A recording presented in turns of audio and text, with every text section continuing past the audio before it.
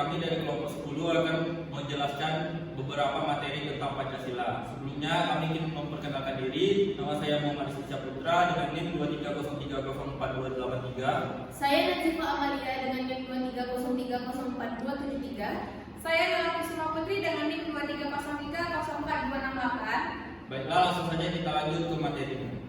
Baik, di sini saya akan menjelaskan tentang etika Pancasila. Etika Pancasila adalah cabang filsafat yang tergandung dari sila-sila Pancasila untuk mengatur perilaku kehidupan bermasyarakat, berbangsa, dan bernegara. Etika Pancasila terdiri dari nilai-nilai kemanusiaan, ketuhanan, kemanusiaan, persatuan, kerakyatan, dan keadilan. Sila ketuhanan mengandung dimensi moral berupa nilai spiritual. Nilai kemanusiaan mengandung dimensi humanus. Sila persatuan mengandung dimensi nilai solidaritas.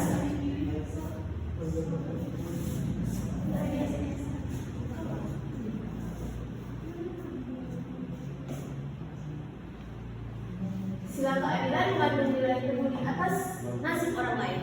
Selanjutnya yaitu histori tentang Pancasila sebagai sistem etika.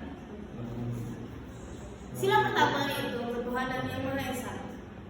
Cara pengalamannya dengan menghormati dan bekerja sama antar pemeluk agama dan para penganut kepercayaan yang berbeda-beda sehingga terbina kerukunan hidup.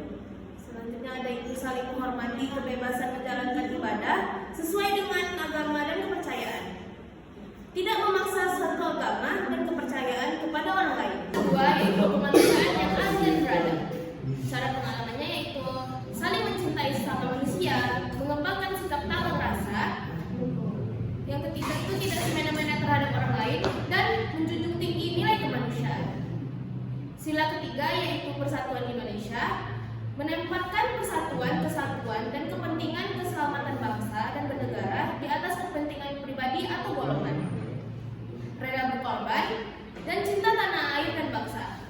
Keempat, kerakyatan yang dipimpin oleh hikmat kebijaksanaan dalam kemusyawaratan perwakilan.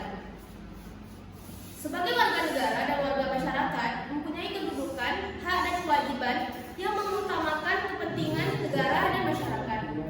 Tidak memaksa kehendak orang lain, mengutamakan musyawarah dalam mengambil keputusan untuk kepentingan bersama. Sila kelima yaitu keadilan sosial bagi seluruh rakyat Indonesia, mengembangkan perbuatan yang mencerminkan sikap dan suasana kekeluargaan dan gotong royong, bersikap adil dan menjaga keseimbangan antara hak dan kewajiban. Baiklah, kali ini saya akan melanjutkan materi tentang sosiologi tentang Pancasila sebagai sistem etika. Sosiologi berarti kehidupan di dalam masyarakat yang beredar di negara Republik Indonesia. Nah, sosiologi sebuah Pancasila ini dapat ditemukan di dalam berbagai kehidupan masyarakat etnik di Indonesia.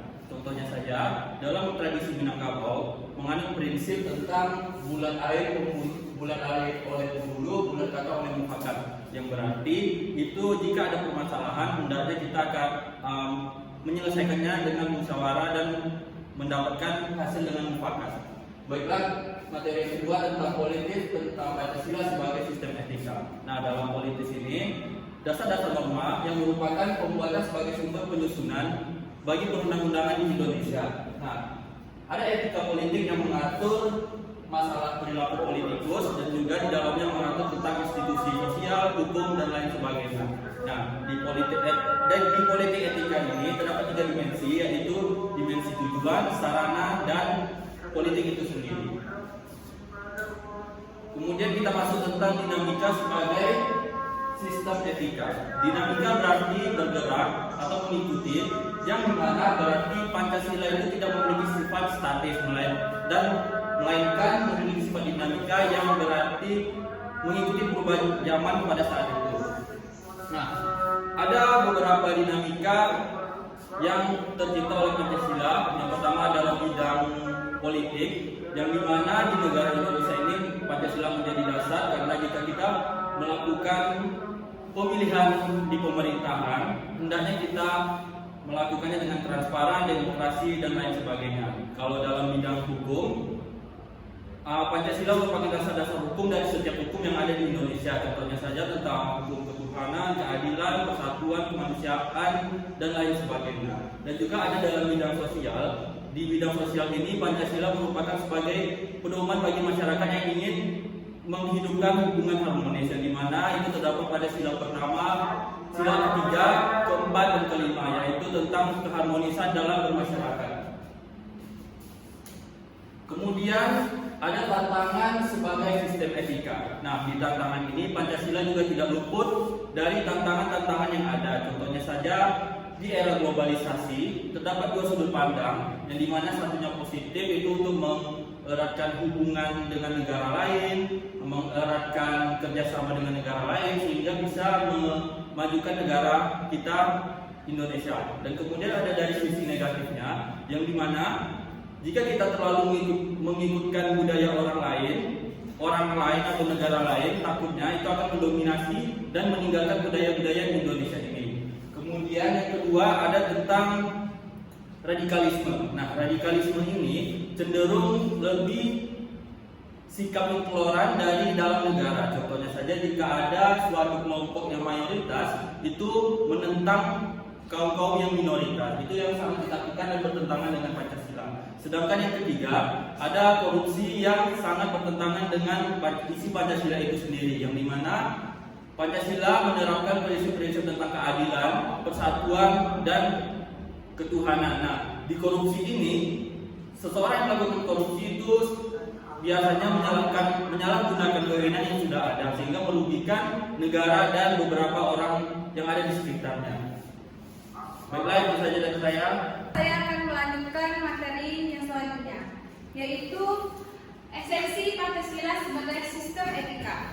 Yang pertama, hakikat sila pertama terletak pada keyakinan bahwa Tuhan sebagai prinsip-prinsip moral, yang artinya setiap perilaku bangsa berdasarkan nilai-nilai moral yang terdapat pada norma agama. Yang kedua, hakikat kemanusiaan terletak pada tindakan manusia yang mengandung implikasi dan konsekuensi moral.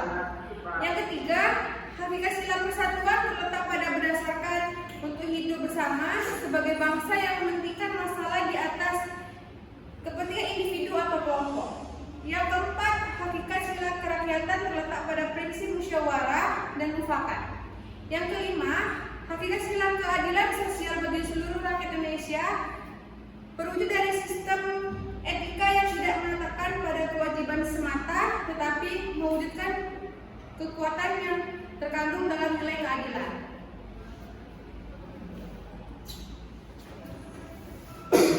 Selanjutnya yaitu adalah urgensi Pancasila sebagai sistem etika. Meletakkan sila-sila Pancasila sebagai sistem etika berarti menempatkan Pancasila sebagai sumber moral dan inspirasi bagi penentuan sikap, tindakan, dan keputusan yang diambil. Pancasila sebagai sistem etika memberikan guidance bagi setiap warga negara sehingga memiliki orientasi yang jelas.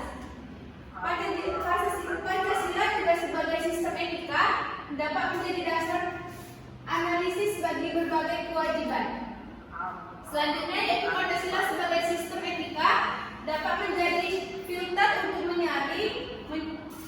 menyaring pluralitas nilai yang berkembang dalam kehidupan masyarakat.